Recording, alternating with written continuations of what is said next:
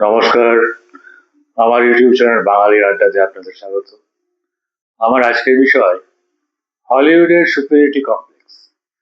এখন আপনারা ভাববেন যে হলিউড তো একটা ফিল্ম ইন্ডাস্ট্রি, তার আবার সুপিরিয়রিটি কমপ্লেক্সের ব্যাপারটা আবার কি? সে প্রসঙ্গে পরে আসছি। তার আগে জানতে হবে যে আমেরিকার সুপিরিয়রিটি কমপ্লেক্সটা কিরকম।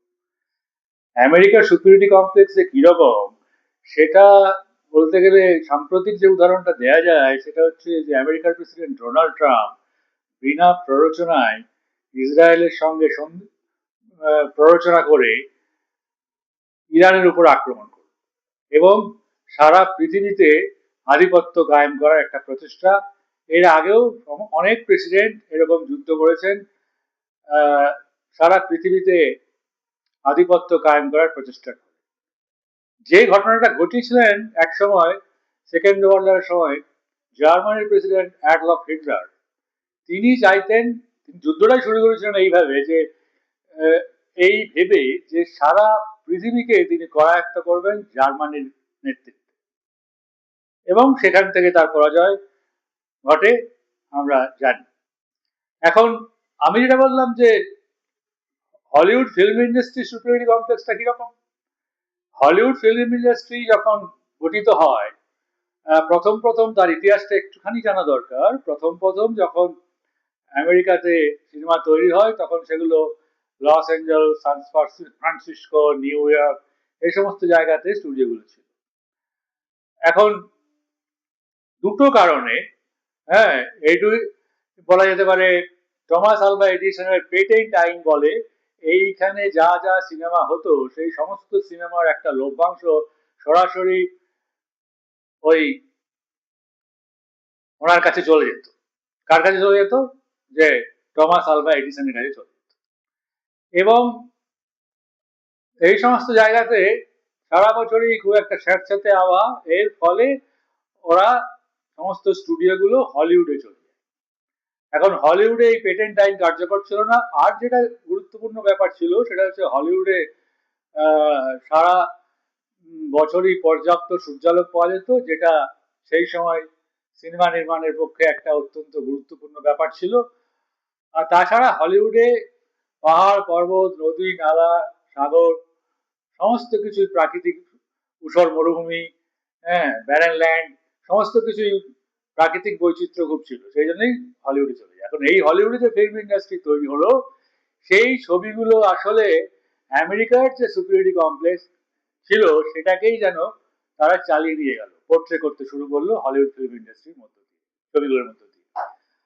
সব বেশিরভাগ ছবিতেই হলিউড ফিল্ম ইন্ডাস্ট্রি বেশিরভাগ ছবিতেই তারা যে সুপিরিয়র, আমেরিকা যে একটা সুপিরিয়র কান্ট্রি, হ্যাঁ, আমেরিকা যে একটা বড় দাদা, হ্যাঁ, সেটার একটা ছাপ আছে। আমি দুটো মাত্র ছবির উদাহরণ দিয়ে এই ব্যাপারটাকে আরো পরিষ্কার করতে চাই। একটা ছবি হলো জুরাসিক পার্ক, 1993 সালে নির্মাণ হয়েছিল। ছবির নাম ছবির পরিচালক ছিলেন স্টিভেন স্পিলবার্গ। ছবিটার বিষয়বস্তু হচ্ছে এরকম: ক্লোন পদ্ধতিতে তৈরি করা ডাইনোসরের মাধ্যমে বিজ্ঞানীরা আইলা নুবলার দ্বীপে একটি বিনোদন পার্ক গড়ে তোলে। আনুষ্ঠানিকভাবে উদ্বোধনের পূর্বে জন হ্যামন্ড কয়েকজন বিজ্ঞানীকে পার্ক পরিদর্শনের জন্য আমন্ত্রণ জানান। তারা দ্বীপে এসে এই ডাইনোসরের থেকে বিস্মিত হন, কিন্তু ষড়যন্ত্রের কারণে কিছু ডাইনোসর তরিতাহিত খাঁচা ভেদ করে বাইরে চলে আসে। বিজ্ঞানীরা কলাকুশলীরা ডাইনোসরের হাত থেকে পালানোর চেষ্টা করেন। এটাই মোটামুটি জুরাসিক পার্কের কাহিনী। কিন্তু এই কাহিনীর ভেতর কি বার্তা দেওয়া হচ্ছে? বার্তা দেওয়া হচ্ছে যে এই সমস্ত জুরাসিক পার্কে যে ডাইনোসরদের তৈরি করা হয়েছিল তার কম্পিউটার গ্রাফিক্সের সাহায্যে তৈরি করা হয়েছিল এবং ছবিটি ব্যাপক জনপ্রিয়তা লাভ করেছিল, একথা বলতেই হবে। কিন্তু এই ছবির আড়ালে, হ্যাঁ, এই ছবির মধ্যে যে মেসেজটা বারে বারে বারে বারে দেওয়া হচ্ছিল সেটা হচ্ছে এই, দেখো, কোনোভাবেই কিন্তু আমেরিকান সিভিলাইজেশন বা আমেরিকান সভ্যতা ধ্বংস হতে পারে না। একমাত্র তখনই ধ্বংস হতে পারে যদি প্রাগৈতিহাসিক যুগের ডাইনোসররা ফিরে আসে, তাহলে একমাত্র আমেরিকার যে সাজানো সভ্যতা সেটা ধ্বংস হতে পারে। অর্থাৎ এখানেও আমেরিকাকে সুপিরিয়র কান্ট্রি হিসাবে তুলে ধরার যে প্রচেষ্টা সেটা জুরাসিক পার্ক করলো। এবং এটাকে আমি যেমন একটা কল্পবিজ্ঞানের কাহিনীও বলবো, এটাকে যেমন আমি একটা এই ধরনের ছবি বলবো, তেমনি এটাকে আমি একটা প্রোপাগান্ডিস্ট ছবিও বলবো। এখন পরে আরেকটা ছবি হয়, সেটা 1996 সালে মুক্তি পায় ইন্ডিপেন্ডেন্স ডে বলে একটা ছবি। এই ছবিটি রোল্যান্ড এমেরিক পরিচালিত। এটি একটি সায়েন্স ফিকশনের কাহিনী। এটি এলিয়েন কর্তৃক পৃথিবী আক্রমণের ছবি, এবং এই যখন এলিয়েন কর্তৃক পৃথিবীতে আক্রমণ হচ্ছে একটি কল্প বিজ্ঞানের কাহিনী। সেখানে আমরা কি দেখতে পাচ্ছি?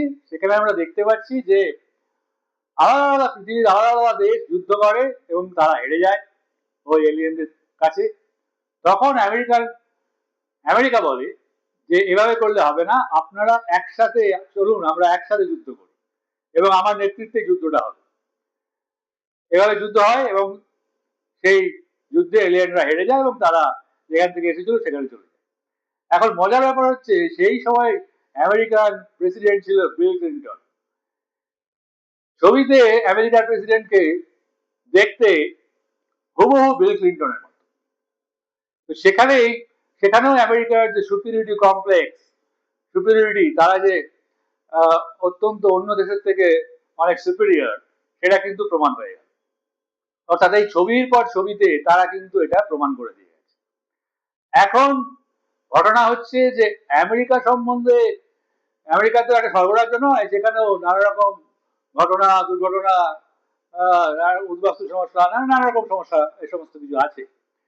যেমন সেই সমস্যার একটা কথা আমরা জানতে পারি সত্যজিৎ পরিচালিত শেষ ছবিতে, যেখানে মূল চরিত্র বলছেন যে আপনি যদি আমেরিকা যান তাহলে দেখবেন যে সেখানে রাস্তার উপর মাইলের পর মাইল প্রচুর লোকজন খোলা রাস্তায় বসে আছে।